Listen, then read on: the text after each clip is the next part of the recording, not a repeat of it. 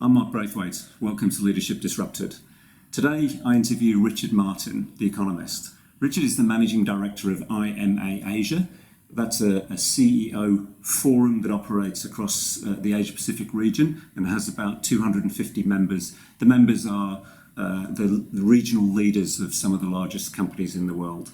So Richard's got really interesting insights beyond being an economist, but real pragmatic, on-the-ground, usable information that he gets from talking to these people every day. And today, Richard and I are going to talk about how COVID-19 is playing out for many companies in Asia Pacific and how they've initially reacted to that. And he's got some tips on how we can use those things in our own organisations. Richard Martin, welcome to Leadership Disrupted. Good to be with you, Mark.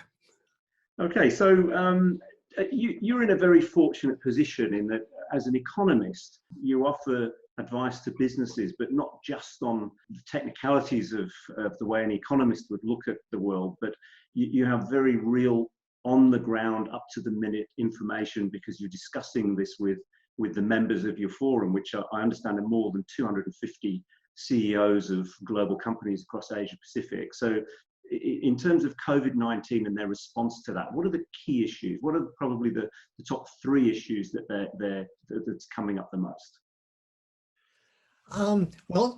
Actually, I don't want to think so much about the top three issues.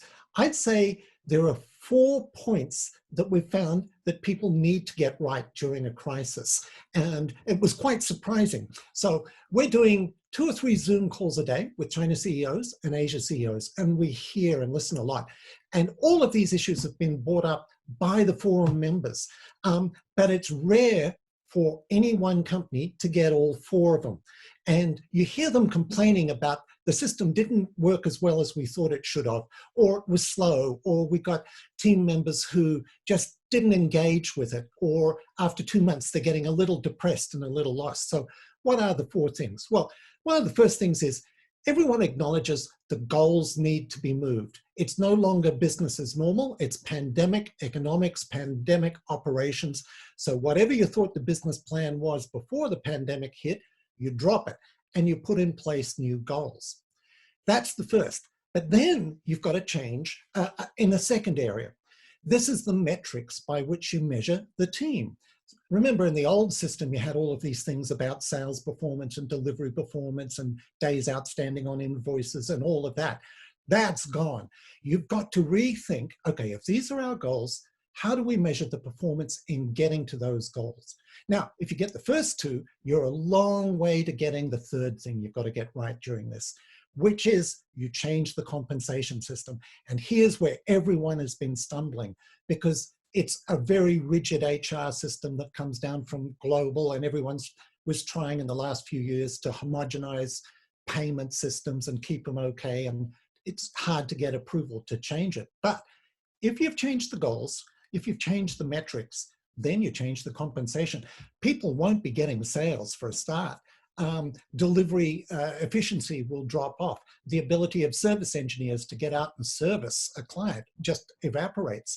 So if you pick the right metrics, then you can go back and compensate people for getting to those. Then the 4th thing, of course, get those first 3. The 4th thing is quite obvious. You need to change the structure of the teams. You no longer have a product service team that's going out in cars or trucks to go call on clients. You don't have people who are running sales conferences. They've got to switch to webinars. If you get all 4 steps together in a bundle, it works rather well. What we're finding for our forum members across Asia is some of them are saying our sales have improved. Our speed on product rollout has just jumped. The performance of our sales team has also improved. Once we can do video calls, we can get through 4 or 5 customer calls a day, and they can bring experts in on the video call. So it's about understanding that when you handle a crisis, it's not just a few big levers you've got to change. You've got to go to every one of those 4 levers and change them in your business. So I was in one of your sessions with probably around 20 CEOs from around the region in very early February. And already in this region, everybody was talking about nothing but COVID-19. I'm sure it was a little later elsewhere. But in terms of what you're talking about, people cannot have got to this overnight because pandemic economics, as you call it, has never been done before. So how long do you think it took from sort of the realization that we were going to have a real troublesome period, a real disruption, to having a system for a new way of running the business? How long do you think that took for most organizations? I think it takes about 4 weeks. And it's interesting that you questioned how long it takes. I recall sitting in a session with our China CEO Forum members in the end of the first week in February. So they just finished Chinese New Year. It was clear the country wasn't going to reopen. And we tried to outline scenarios about how this would go. I think the furthest out anyone projected that we'd still be struggling with COVID-19, it wasn't called that then, it was called the virus. The furthest out people thought would be, it'll be a problem until the middle of March. My, that was wonderful optimism, and only a problem in China. But by the end of February, in fact, by the second week in February, there was a group of our forum members in China who had totally changed the way they were operating. Now, in this, they had an enormous advantage, which other countries didn't have, which is they had shut the businesses down largely for Chinese New Year at the end of January. So to change everything quickly, without people actually at their desks or at their machines was much, much easier. But what it really brings home is that you need to move as fast as you can.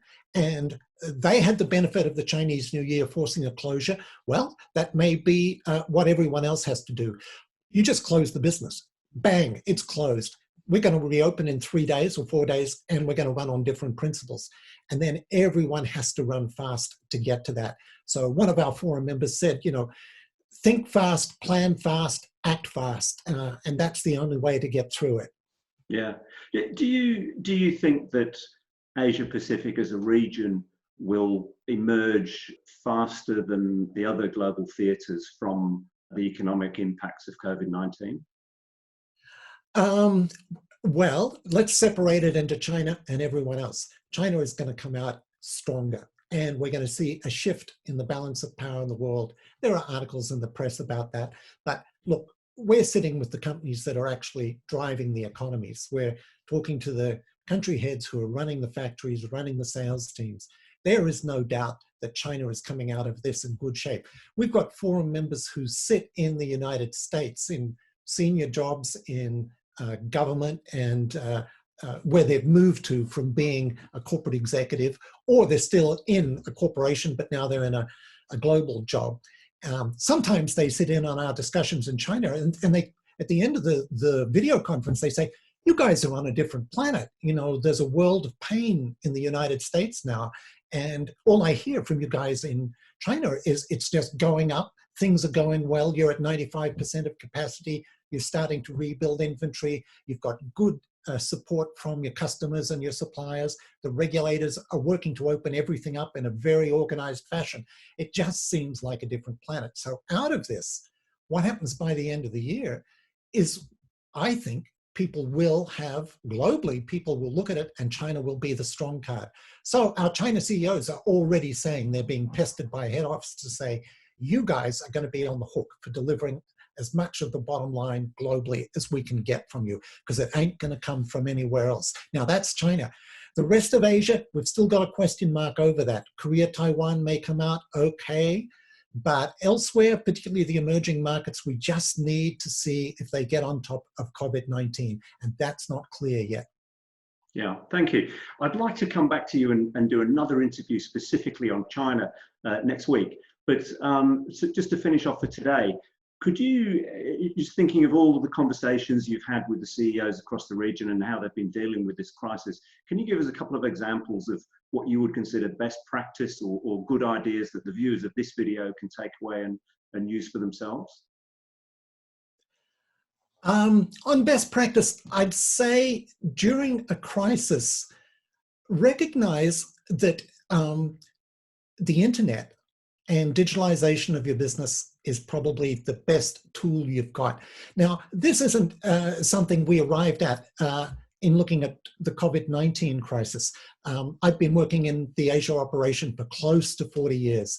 So I went through the Asia crisis, we went through SARS in 2003, we went through various rounds of bird flu, and we wrote a report with the last round of bird flu, I think in 2006, and shared it with our clients. And I went back and looked at it, and it said, right up the front, you know, if you're going to run a crisis response in your country, and at this point we were just envisaging it being in a country, then the internet is going to be one of the strongest tools you've got, because it gives you the flexibility.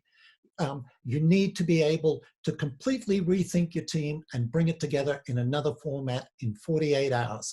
And you can't do that unless you've got a web backbone for the business and everything up in the cloud. So people who've been talking about digitalizing the business operations for 4 or 5 years typically are saying, well, we did it in 2 weeks. And without doubt, that has been the most great step that they took in getting on top of it. If you didn't have that type of digital backbone in the business and everything up in the cloud, you were struggling, because the teams would find it very hard to reconfigure themselves, pick up new tasks and do them. A lot of the tasks they were doing were now digital. So that was the key one. And it's no wonder, of course, there's an explosion in sales on computer hardware and systems like this system you're interviewing me on right now. Richard, thank you. That's been fascinating. And I look forward to our next conversation where we can deep dive into China. Thank you.